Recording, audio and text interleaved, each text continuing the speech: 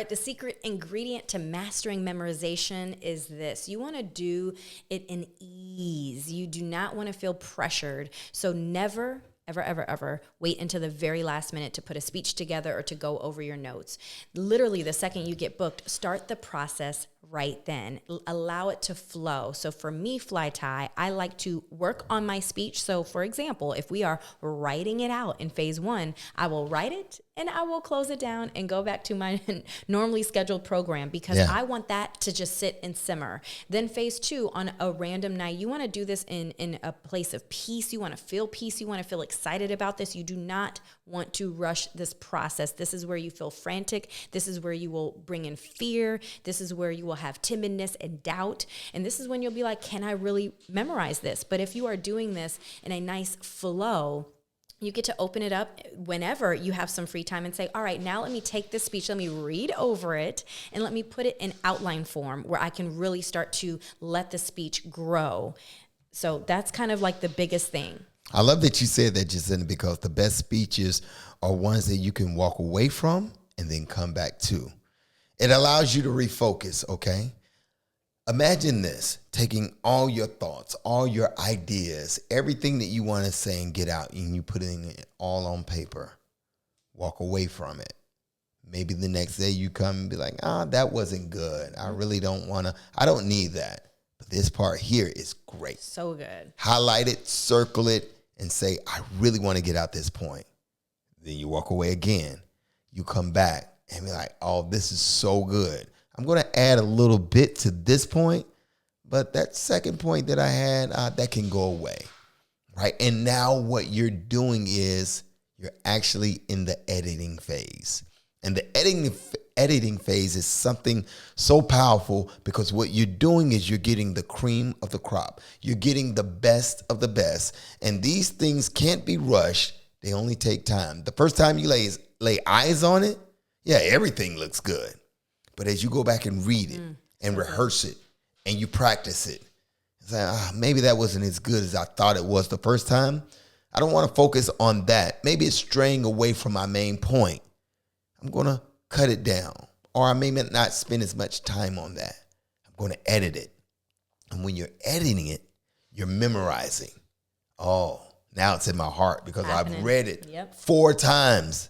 And now I've broken it down to 3 sentences. And now I know these 3 sentences like the back of my hand. This is the editing process. Sometimes you have to walk away, come back to, and do it again. Walk away, come back to it, and do it again. I often like to say when I'm preparing a speech, I need fresh eyes on it and fresh ears. Because sometimes when you're saying it, you hear yourself, and I don't like the way that sounds. Let me kind of switch it up a little bit. I love having fresh eyes and fresh ears on content that I haven't looked at in a few days. It gives you a new perspective. It helps you pull out the best of the best. I like to say, chew up the meat and spit out the bone. Editing is your speech. Editing is key to putting together the best speech and truly memorizing. But as Flytime mentioned, you want this entire process to be breathable, slow, and beautiful. So stepping away allows your mind to think of new ideas, maybe current events. Maybe you'll talk to someone and be like, oh my gosh, I'm writing something on that. New stuff will filter in. You'll receive downloads. And that way you'll be able to go back to your speech and make changes to it. Now, one piece I would say is never really trash anything. Always open a second document and say that these are edits to my first, because there may be something you get rid of that you want to pull back in at some point. But to truly allow the process to be slow, it also does this, Fly Tie, and this is, I think, my biggest reason why I adopted this trick is because it tricks my brain into saying, oh, speech is already done. All I have to do is go in and do a few edits versus saying I have nothing written down. I actually need to, go and spend hours and hours putting something together from scratch. It starts to build up. You know what it feels like when you were back in school and you would be like, I have this huge paper I need to write. You start to push it back. You get anxiety. You feel heaviness. Then you really throw something together because you're not in a positive state. But if I have information, if I've been working on it, my brain is already tricked and like, oh, it's about 90% done. Even though when I get into it, I'm going to want to spruce it up here. I'm going to want to go find a great story there. I'm going to want to find more statistics. I want to, talk about a movie that I just watched that pertains to this, or some new findings that I want to implement to this. Like, you have time, and your brain will just be like, oh, we're just making it better and better, but you're not rushed. And it's authentic. You can tell when a person has spent time with their content, because their delivery is just so comfortable. The nuances is very comfortable. There's a lot of, I'll name a few public speakers. Let's talk about maybe a minister on Sunday morning. You could tell when that pastor or preacher really knows his material, when he's dive deep into his study, because this flows from his heart. But you also can tell when someone's doing a Saturday night special. Do you know what a Saturday night special is, Jacinda? No. Saturday night special is, I got church on Sunday and I got to get something prepared to preach. Compared to maybe another preacher who is, he started preparing last week, or maybe this sermon he's been preparing for 3 months now, and he's finally ready to deliver it. Yes, it does happen. Or maybe a comedian who's just trying out a joke for the first time. He's kind of fumbling over his words. He's not really confident.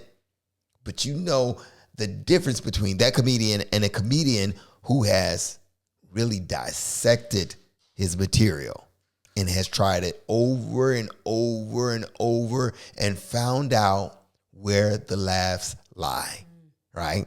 Now, this person is a seasoned professional because he's tried it. And by the time he gets out on the big stage, he knows what works and what doesn't. Okay? So even if the stage is maybe in front of your family and friends, maybe it's in front of a mirror, try it out, try a different way, do it again.